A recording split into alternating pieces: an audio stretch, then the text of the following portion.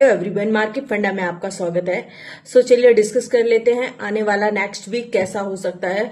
Because अब जो हफ्ता आने वाला है वीक वो एक्सपायरी वाला वीक है। मींस अगर अभी पूरे महीने में मूवमेंट नहीं मिला तो ये वीक जो है लास्ट वीक अगस्त का ये बहुत इंपॉर्टेंट है। क्यों? क्योंकि बहुत सारे इवेंट्स हैं जो इसमें होने वाले हैं। पहली तो मंथली एक्सपायरी हो गई जो 25 को है निफ्टी की और बैंक निफ्टी की। सो ये एक्सपायरी इंपॉर्टेंट रहती है क्योंकि मंथली डेटा सेटल हो रहा है। तो ये इस वीक में 25 को इम्पोर्टेंट रहेगा। फिर 27 को क्या है? थर्सडे है, सेंसेक्स की एक्सपायरी है। अब सेंसेक्स की एक्सपायरी है, उसके साथ साथ एक बहुत इंपॉर्टेंट इवेंट है जिसको बोलते हैं जैक्सन हॉल इकोनॉमिक सिम्पोसिस। ये इवेंट 2 डेज के लिए है। जैक्सन हॉल वैली हो है जहां पर वर्ल्ड के टॉप इकोनॉमिस्ट होते हैं, जैसे सिटी बैंक है, फेडरल बैंक के चेयरमैन है। ये सारे इकोनॉमिस्ट जाते हैं और वहां पर स्पीच देते हैं।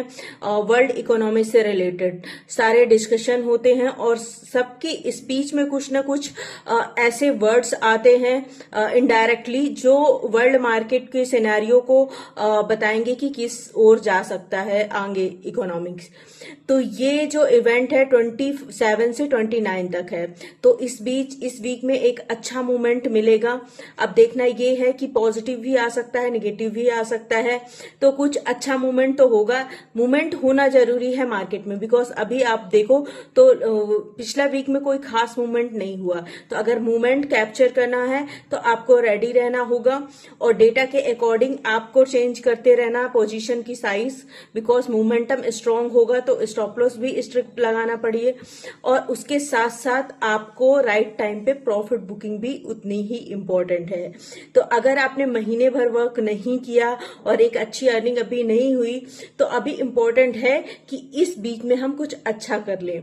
अच्छा इन द सेंस कि इस मूवमेंट को हम कैप्चर कर लें। सो अभी आपको आज इस वीकेंड में संडे को एनालाइज करना चाहिए कि हमने क्या क्या गलतियां की हैं। राइट डाउन करो, उनको नोट डाउन करो और नोट डाउन करने के बाद एनालाइज करो कि इस वीक में जो है सारी चीजें हमारी कवर होंगी रिस्क फ्री।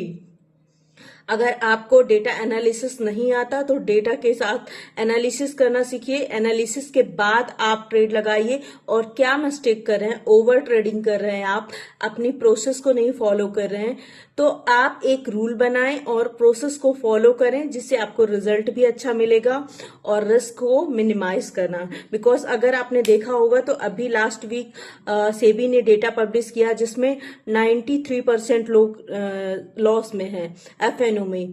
सो ये जो एफएनओ का डेटा इतना रॉन्ग आया है वो क्यों आया है? क्योंकि हम साइमल्टेनियसली पोजीशन बनाते जाते हमें यही नहीं समझ में आ रहा कि हमने कितनी पोजीशन बना ली।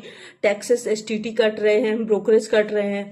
सो इस चीज को एनालाइज करना होता है वीकली। अगर आप एक अच्छे ट्रेडर लॉन्ग टर्म में आप वर्क करना चाहते हैं स्टॉक मार्केट में, सो आपको समराइज करना होगा कि कहां पर हमारी जो वर्किंग है वो लैक कर रही है, लैक ऑफ नॉलेज हो रहा है, लैक ऑफ एक्यूरेसी हो रही है, क्या इंपॉर्टेंट है उसको रिजॉल्व करके इस नेक्स्ट वीक में एक अच्छा मोमेंटम कैप्चर करना है।